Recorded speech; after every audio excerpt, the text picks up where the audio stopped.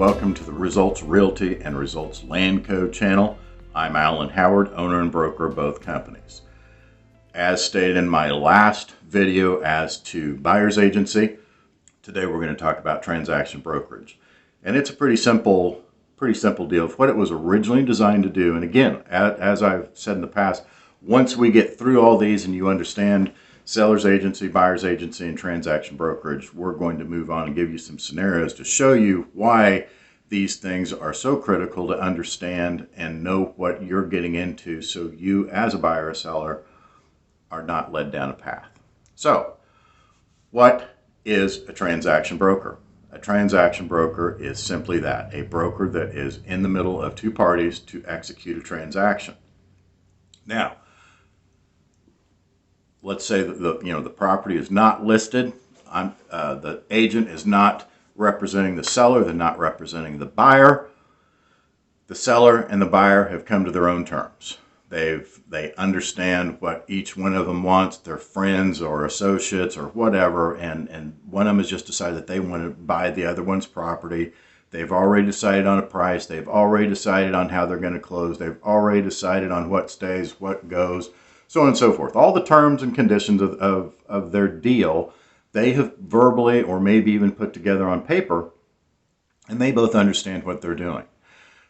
But they don't know how to execute a contract. They don't understand the title work end of it. They need to get it closed, so on and so forth. Maybe the seller's needing to execute a 1031 exchange on the backside. Whatever the scenario may be, they need to hire an agent to step in and get this contract put together for them.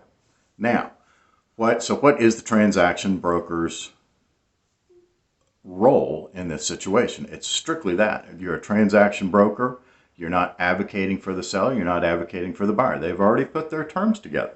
Now, as a transaction broker, I still need to use reasonable care, and I still need to communicate with both parties on a regular basis because I am in the middle of it. I'm not advocating for either side, but I am going to order title work. I'm going to do the contract, the title work, and help them get it closed. But again, there's no advocacy or no advice giving on my behalf to either side because they've already come up with their own terms. That, in a nutshell, is transaction brokerage.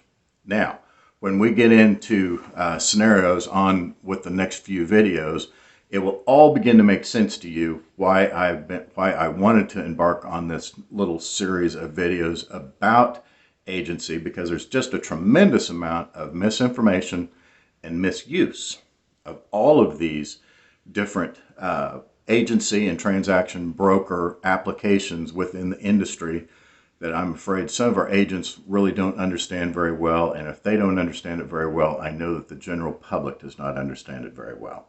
Anyway, until we get into our next video and we'll start outlining some different scenarios to make you understand these agency things a little better, thank you for joining us and happy trails.